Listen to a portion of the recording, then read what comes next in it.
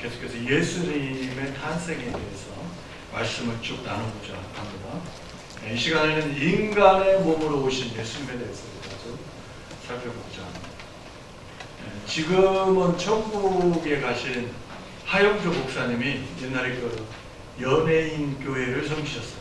연예인들만 이렇게 모아가지고 거기서 예배를 드리고 그 교회를 하셨는데, 이제 주일 오후에 성경 공부를 하는데 그 성경 공부 주제가 그때 동정녀 마리아, 이렇게 처녀의 몸에서 예수님이 탄생한다는 그런 내용이었어요. 그걸 막 열심히 가르치고 있는데 저 주에서 어떤 연예인 한 명이 손을 딱 들고, 목사님, 아니 농담하지 마세요. 어떻게 처녀가 남자 없이 아이를 임신할 수 있어요? 그거 도저히 믿을 수가 없으니까 그런 말씀 마시고 예수님이 하신 좋은 그 행동들이 있고 좋은 말씀들이 있잖아요.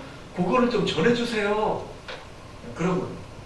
그러니까 하영조 목사님이 이거는 동정녀 탄생이라고 하는 건 이건 너무 중요한 거고 이걸 꼭 믿어야 된다고 막 강조를 하면서 더 열심히 이 동정녀 탄생, 동정녀로 인한 예수님의 탄생에 대해서 막 설명을 했어요.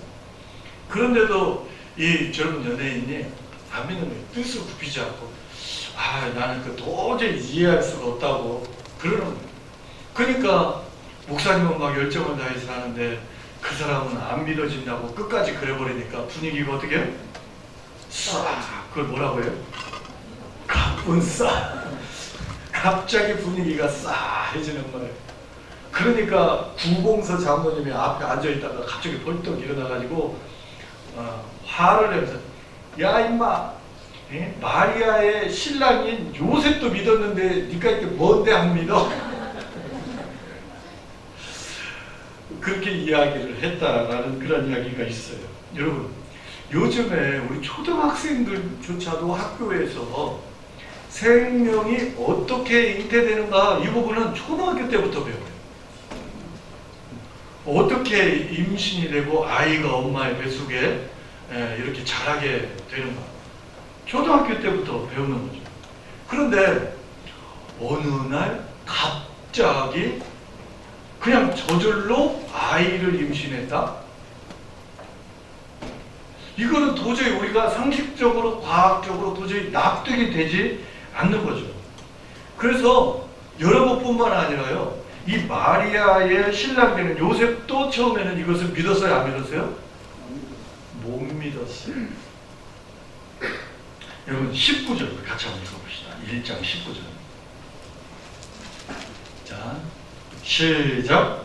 그의 남편 요셉은 의로운 사람이다. 그를 드러내지 아니하고 가만히 뭐하고자 하여? 여러분, 이스라엘의 원래 그 결혼 예식은 그 관습적으로 어떻게 되냐면 약혼식을 먼저 해요. 그래가지고 약혼식을 하고 결혼하기로 약혼식을 하고, 그 다음에 신랑이 이제 집에 가요. 집에 가가지고 그 신부와 함께 결혼해서 같이 살 집을 마련해요. 그 기간이 1년 정도 기간이 필요합니다. 그러니까 결혼하기로 약혼을 하고, 이게 사실은 이제 결혼이에요. 사실은 혼인이 성립이 되는 거예요. 결혼을 하기로 약혼을 하고 1년 동안 신랑은 신랑 집에 가서 함께 살 집을 마련하는 거예요. 그리고 이제 신랑의 아버지가 딱 봤을 때, 이 정도면 됐다 하면은 그 신랑 그 아들한테 얘기해요. 됐다. 가서 네 신부를 데리고 와라. 그러면 그 신랑이 와서 그 신부를 데리고 가서 이제 거기에서 혼인 잔치가 이제 시작이 되는 거죠. 자, 그런데 지금 마리아하고 요셉은 혼인 서약을 한 상태예요. 그리고 1년의 그 기간 동안에 있는 거예요. 근데 그 1년의 기간 동안에 어떻게 해요? 마리아가 지금 뭘 해버렸어요? 임신을, 아이를 낳는 거예요. 그러니까 이때 당시 율법에 의하면은요, 이것은 마리아가 부정을 저지른 것이 틀려. 이것보다 확실한 증거가 어디 있어요? 신랑은 신랑 집에 가가지고 있고 신랑 신부가 만나지도 않았는데 1년 동안 정결하게 집에서 그 결혼 날을 기다려야 되는데 임신을 해버리는 거예요. 이거는 이것보다 이거 분명한 죄가 부정한 거예요. 그래서 율법에서는 이러한 경우에 어떻게 해야 되냐면 이 여인 부정한 여인이라 해가지고 돌로 쳐서 죽여요. 자, 이 요셉이 이 자기 아내가 될 마리아가 임신한 사실을 알게 됐어요. 그냥 깜짝 놀라죠. 이거를 만약에 다른 사람한테 얘기했다가는 마리아가 틀림없이 돌에 맞아 죽을 것 같으니까 이 요셉이 착하고 의로운 사람이었어요. 그러니까 그냥 조용히 여기에서 둘만 아는 걸로 해서 파혼하고 끝내려고 했던 것이죠. 가만히 끊고자 했던 거예요. 그런데 그런 생각을 가지고 있는데 20절에 천사가 나타나서 이야기를 하는 거예요. 자, 20절 같이 한번 읽어봅니다. 시작. 이 일을 생각할 때에 주의 사자가 현몽하여 이르되 다윗의 자손 요셉아 네 아내 마리아 데려오기를 두려워하지 말라. 그에게 잉태된 자는 성령으로 된 것이다. 요셉이 그 생각을 하고 있는데 천사가 현몽에서 꿈에 나타나서 이야기한 이거는 네가 생각하는 그런 부정을 통해서 잉태된 것이 아니고 그리고 성령으로 잉태된 것이니까 마리아 데려오기를 두려워하지 말고 이렇게 실행해라. 그러니까 요셉이 이것을 믿음으로 받아들입니다. 왜 예수님께서는 이렇게 이해하기 힘든 과정을 통해서 처녀의 몸에서 인간의 몸으로 오셔야 된다. 하나님이신 예수님이 처녀의 몸을 빌어서 인간으로 이 땅에 오셔야 되는 이유가 무엇인가? 오늘 우리가 이것을 좀 살펴보고자 하는 것이죠. 이것은 과학적으로, 의학적으로 우리가 설명하기 쉽지 않은 부분이에요. 이것도 하나의 신비로운 영역에, 하나님이 일하시는 신비로운 영역에 속하는 것이죠. 자, 그 이유가 있어요. 첫 번째, 예수님은 자기 백성을 저희 죄에서 구원하기 위해서 인간의 몸으로 이 땅에 오셨다. 그 말씀이 21절에 쓰여 있습니다. 우리 21절 같이 한번 읽어봅시다. 시작. 아들을 낳으리니 이름을 예수라. 이는 그가 자기 백성을 그들의 죄에서 구원할 자이심이라 하니라. 왜 인간의 몸으로 이 땅에 오셨느냐? 그 이유는 21절에 자기 백성을 그들의 죄에서 건져내는 거예요. 죄에서 구원하기 위해서 인간의 몸으로 이 땅에 오셨다. 여러분, 유대인들은요, 남자 아이를 낳으면 이 아이는 태어난 지 8일 만에 할례를 받게 돼 있습니다. 며칠 만에요? 8일 만에. 아무리 갓난 아이라 할지라도 이때 당시에 의술이 발달하지 않았습니다만은 근데 그럼에도 불구하고 8일 만에 할례를 베풀게 돼 있어요. 그리고 할례가 끝나고 난 뒤에 그 아이의 이름을 지어주는 거예요. 그게 유대인의 관습이에요. 그런데 예수님은 태어나기도 전에 그 이름을 미리 이 천사를 통해서 이야기하고 있어요. 그리고 그 이름의 뜻도 알려주고 있어요. 예수라고 하는 그 이름의 뜻은 예수님이 이 땅에 태어나는 그 이유와 목적을 담고 있어요. 예수님이 왜 이 땅에 태어나시느냐? 이 땅에 오신 이유가 뭐냐? 자기 백성을 그들의 죄에서 구원하기 위해서 예수님이 이 땅에 오신다는 거예요. 예수님이 뭐하러 이 땅에 오신다고요? 자기 백성을 뭐로부터 구원한다? 죄로부터. 여러분, 우리가 구원받았다 하는데 그 구원은 죄로부터의 구원이에요. 이 죄로부터 구원. 이 죄의 삭은 사망이에요. 이 죄를 지은 사람은, 이 죄가 있는 사람은, 이 죄의 문제를 해결하지 못한 사람은 하나님의 영원한 저주와 형벌을 받으며 그것이 죽음으로, 사망으로 죄의 값을 지불해야 되는 것이죠. 그 모든 사람이 이 죄를 지었기 때문에 모든 사람이 이 사망과 죽음에서 벗어날 길이 없어. 모든 사람이 죄를 범했기 때문에. 그래서 그 누구도 다른 사람을 죄에서 건져낼 수, 죄에서 구원할 수 없는 것이죠. 누군가 죄가 없는, 전혀 이 죄가 없는 사람이 그 사람을 죄에서 건져내야 돼요. 죄에서 구원해야 돼요. 바로 죄로부터 죽어야 될 저와 여러분을 구원하기 위해서, 건져내기 위해서 하나님이신 예수님, 하나님의 아들이신 예수님이 이 땅에 오신 줄 믿으시기를 바랍니다. 우리를 죄로부터 건져내기 위해서. 자, 그런데 죄로부터 건져내는 것은 그냥 건져내는 게 아니에요.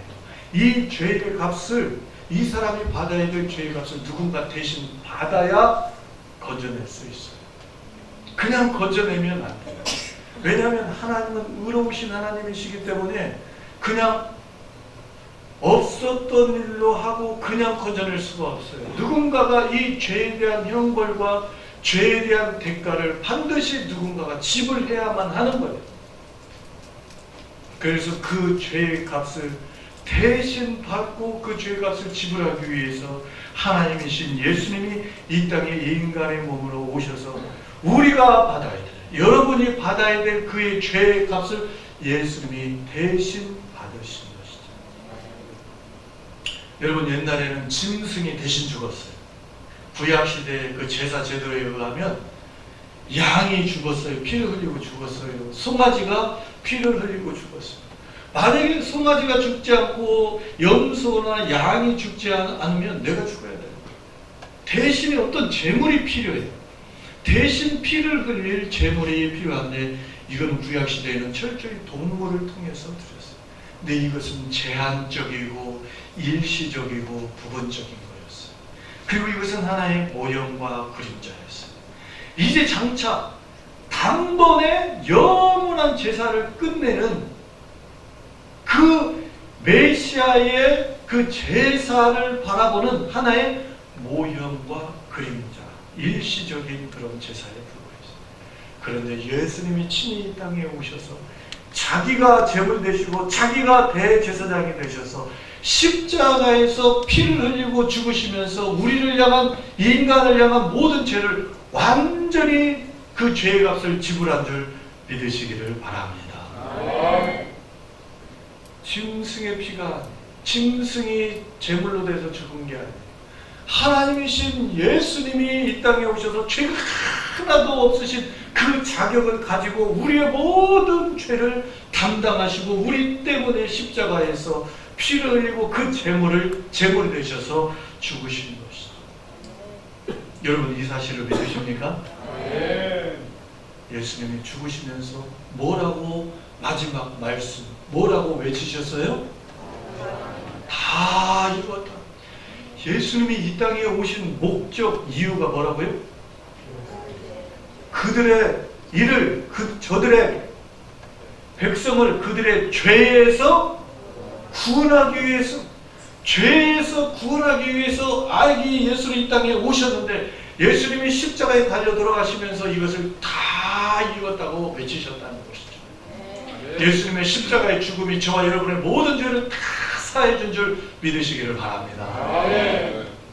여러분, 결코 예수님이 90%는 내가 십자가에서 너의 죄를 담당하고 죽었다, 나머지 10%는 너의 몫이니까 네가 꼭 10%를 이루어서 구원받고 내 자녀가 되고 천국에서 만나자, 주님이 그렇게 말씀하시지 않으셨다는 겁니다. 여러분, 이거 깊이 생각하셔야 돼요. 주님이 선언하셨어요. 다 이루었다. 우리가 지금 과거에 지은 모든 죄, 현재 짓고 있는 모든 죄, 미래에 지을 모든 죄까지도 우리 예수님께서 십자가에 다 가지고 십자가에 달려 들어가시면서 피를 흘리고 죽으셨어요. 그리고 너는 더 이상 죄인이 아니라 너는 하나님의 자녀다라고 주님께서 그렇게 선언하시고, 하나님께서는 우리가 죄가 있음에도 불구하고 예수 십자가의 그 대속의 죽음 때문에, 속량의 그 죽음 때문에 하나님께서는 우리가 죄가 있음에도 불구하고 너는 용서받은 의인이라고, 너는 내 아들이고 너는 내 딸이라고 주님께서는 그렇게 불러주신다라고 하는 거예요. 이게 칭의예요. 칭의.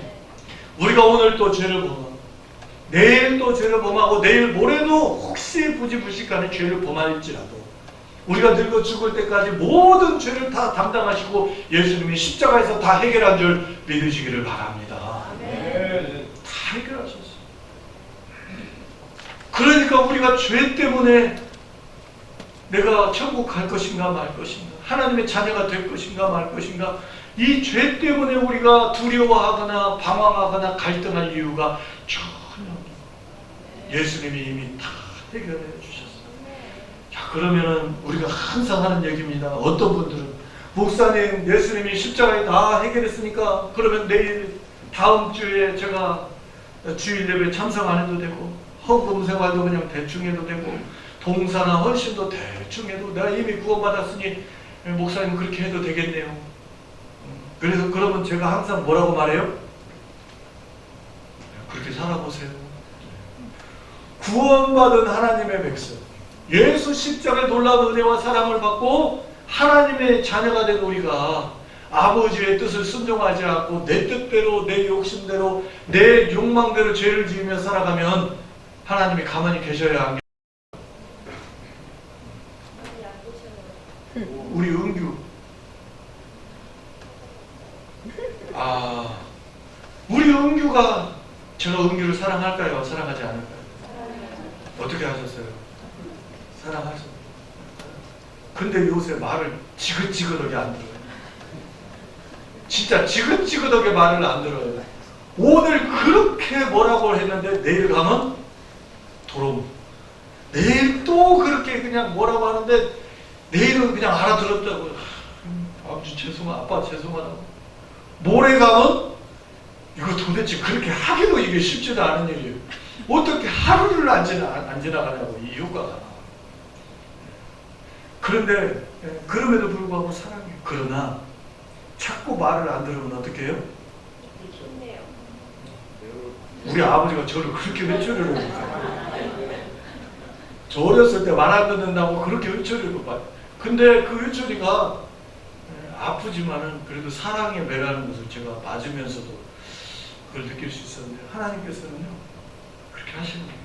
그러나 우리가 꼭 기억해야 될 것은 우리의 모든 죄가 다 예수 십자가 보혈의 능력으로 말미암아 다 지불된 줄 믿으시기를 바랍니다. 이건 틀림없는 사실이에요.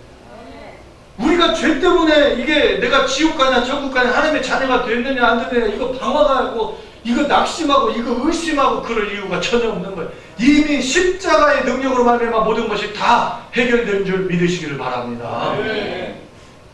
그래서 우리의 구원은 몇 프로 확실하다고요? 850% 확실한 줄 믿으시기를 바랍니다. 이게 복음이에요. 여러분, 예수님이 왜 이 땅에 오셔요? 이 땅에 오시는 이유가, 이 죄인된 저와 여러분의 몸을 입고 이 땅에 오신 이유가 우리를 대신해서 십자가에서 우리의 죄값을 지불하기 위해서 오신 거예요. 예수님께서도 친히 말씀하시잖아요. 내가 이 땅에 온 이유는 잃어버린 자로 말미암아 구원을 받게 하기 위해서. 구원이라고 하는 것은 죄로부터 건지는 거예요. 죄의 형벌로부터 건지는 거예요.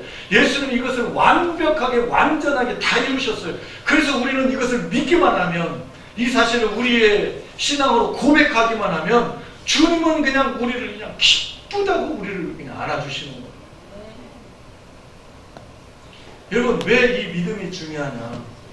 제가 여러 번 말씀드립니다만, 내 아들 예수가 너를 살리려고 십자가에 죽었어요. 나 하나밖에 없는 독생자 예수가 너를 살리려고 너 대신 십자가에 죽었는데 왜 이 사실을 믿지 않느냐? 내 아들을 사랑하는 이 하나님 아버지의 애끓는 심정이 우리를 사랑하는 그 사랑으로 이게 이제 변하는 거예요. 여러분 생각해 보세요. 내 아들이, 사랑하는 내 아들이 너를 대신해서 죽었는데 그걸 고마워하지도 않아. 믿지도 않아. 이 아버지의 마음이 어떻게 찢어지는 거예요. 속이 터지는 거예요.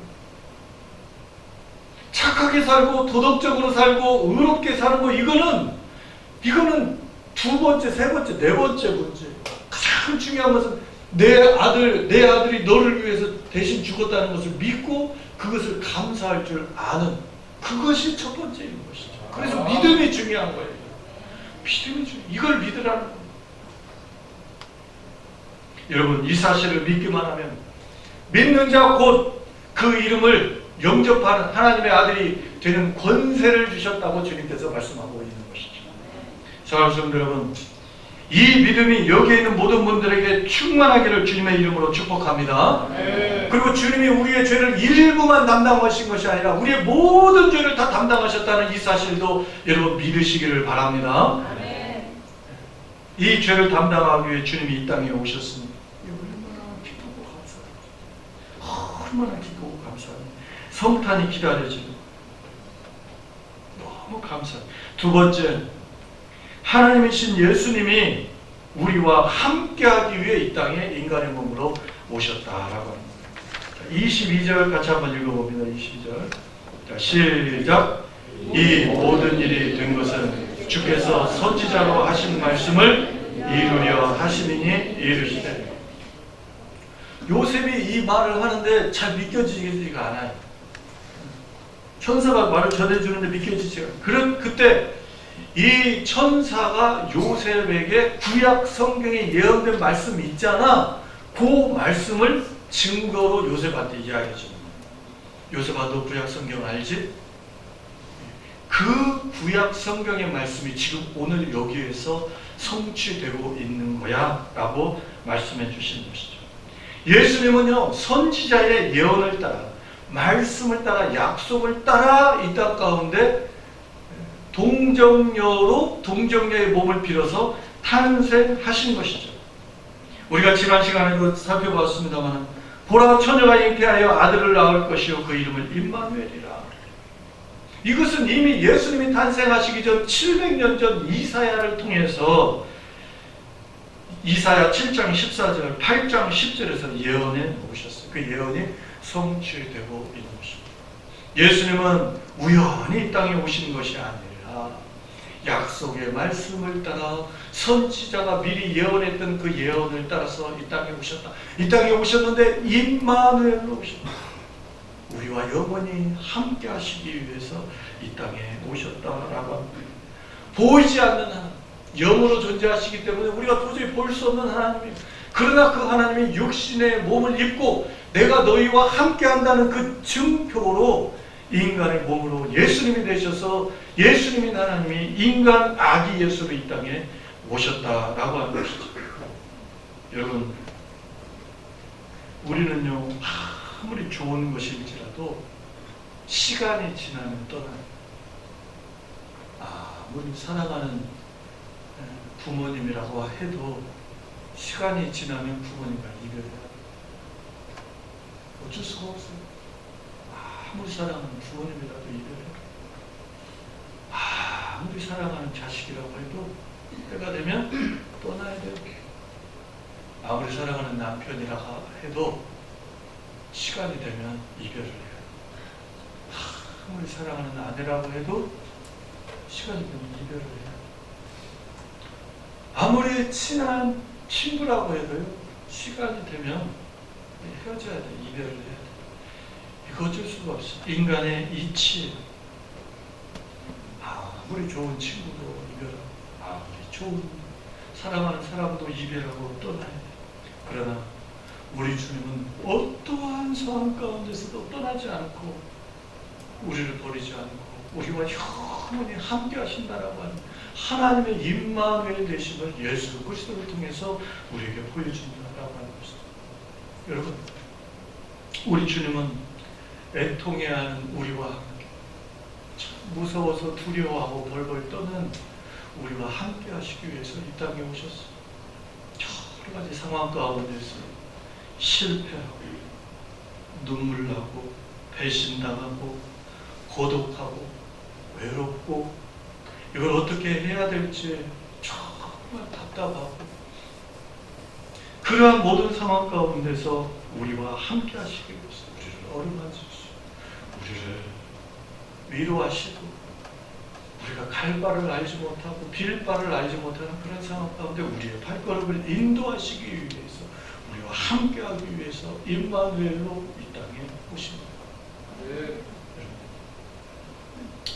사람은요, 때가 되면 다 헤어져야 됩니다.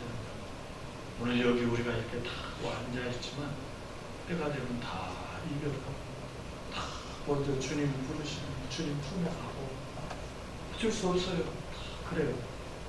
결국 내가 남는 거예요. 그러나 우리 하나님께서는 영원히 우리와 그 어느 상황이든지 그 어느 곳이든지 주님은 언제나 우리와 함께 하시는 줄 믿으시기를 바랍니다. 우리가 그 주님을 의지해야 우리가 그 주님을 다 바라봐야 되는 것이죠. 마지막 세 번째, 우리 예수님은 우리에게 참된 스승의 본을 보여주기 위해서 이 땅에 오신 거예요. 여러분, 정말 참된 가르침은 말로 하는 것보다 행동으로 보여주는 것이 그것이 참된 가르침이다. 그래요. 우리 예수님은 공생애를 시작하면서 가장 먼저 하신 것이 제자들을 찾아서 제자들을 부르십니다. 그리고 가장 마지막 순간까지도 예수님이 가장 이 관심을 가지고 열정을 쏟으셨던 것이 제자를 다시 세우시고 제자를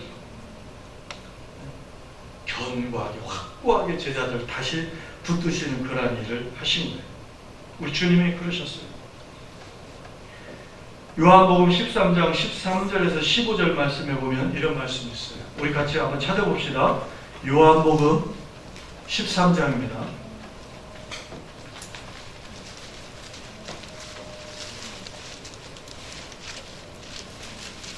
13장 13절에서 15절.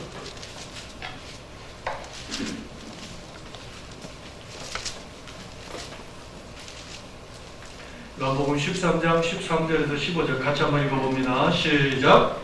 너희가 나를 선생이라 또는 주라 하니 너희 말이 옳도다. 내가 그러하다. 내가 주와 또는 선생이 되어 너희 발을 씻었으니 너희도 서로 발을 씻어주는 것이 옳으니라. 내가 너희에게 행한 것 같이 너희도 행하게 하려 하여 오늘 예수님께서 뭘 보여주셨어요? 본을 보여주셨어요. 선생님 되셔서 본을 보여주셨어요. 너희도 이렇게 살으라고 본을 보여주시기 위해 주님께서 친히 인간의 몸으로 이 땅 가운데 오셨어요. 그리고 서로 섬기면서 서로 발을 씻기면서 섬기면서 사는 것이 옳다라고 말씀하셨어요. 이것은 해도 되고 안 해도 되는 것이 아니라 마땅히 해야 되는 의무사항인 것이죠. 우리 주님께서 친히 삶을 통해서 행동을 통해서 보여주신 그 본, 우리도 다른 사람을 섬기고 복음을 전하고 작은 예수로 예수님의 또 작은 제자가 되어서 이러한 삶을 살라고 주님께서 이 땅에서 친히 그 삶의 모습으로 보여준 것이죠. 사랑하는 성도 여러분, 우리 예수님은 우리를 구원하시기 위해서, 우리를 죄 가운데 구원하시기 위해서, 우리를 이 죄의 문제를 완벽하게 해결하시기 위해서 이 땅에 인간의 몸으로 오시고 그것을 완벽하게 이루신 줄 믿으시기를 바랍니다. 아멘. 우리 주님은 우리와 영원히 어떠한 상황 가운데서도 우리와 함께 하시기 위해서 이 땅에 오셨고 성령으로 임마누엘 되셔서 지금 이 시간도 어느 곳에서나 우리와 함께하는 줄 믿으시고, 여러분 힘들고 어려울 때, 눈물 나고 두려울 때, 아프고 고통스러울 때 우리와 함께 하시겠다고 약속하신 이 주님을 만나시고 붙으시는 여러분 될 수 있기를 축복합니다. 아멘. 뿐만 아니라 우리의 믿음이 정말 구체적으로 우리의 손이 움직이고 우리의 발이 움직이고 우리의 이 심장이 움직여서 실제적으로 작은 예수가 여러분 되시기를 바라고, 예수님의 진정한 제자가 되기를 바라고, 허물뿐인 껍데기만 있는 나 예수 믿는 사람이에요, 나 오늘 또 교회 가요, 이런 걸로 만족하지 마시고 예수님의 어떤 삶을 구체적으로 사셨나 그것을 꼭 마음에 기억하시고, 내가 10분의 1이라도 100분의 1이라도 예수님이 힘든 자, 가난한 자, 외로운 자, 병든 자 그들을 위해서 헌신하고 그들을 위해서 주님이 사셨듯이, 그들과 함께 사셨듯이 우리도 제발 특권의식을 가지고 우리가 교만하지 말고, 그리고 정말 우리 다른 사람보다 더 낮아져서 섬기고 우리 스승 되시는 예수님이 보여주셨던 그 삶의 모습, 먼저는 우리 가정에서 우리 친구들과 또 우리 이웃과의 삶에 있어서 너는 예수 믿는 사람은 틀림없구나. 네가 믿는 예수님이라면 나도 좀 교회 좀 나가보고 싶다. 내가 지금까지 예수 믿는 사람들 많이 만나고 나도 교회도 다녀봤는데 정말 하나같이 다 정말 참된 사람 내가 찾을 수 없었는데 너를 보니까 너네 교회 한번 가고 싶다. 네가 만난 예수 내가 나도 만나보고 싶다. 나도 신앙 다시 회복하고 싶다. 이런 믿음과 신앙, 정말 작은 예수가 되고 예수의 친정한 제자가 되고, 그래서 예수님이 이 땅에 오시는 그 오심을 기뻐하고 작은 예수로 이제 주님이 다시 이 땅 가운데 죄인주로 다시 오실 텐데 다시 오실 예수님, 그 예수님을 위해서 힘있게 멋지게 이 성탄을 기뻐하며 아름답게 살아가는 저와 여러분 될 수 있기를 주님의 이름으로 축복합니다. 아멘.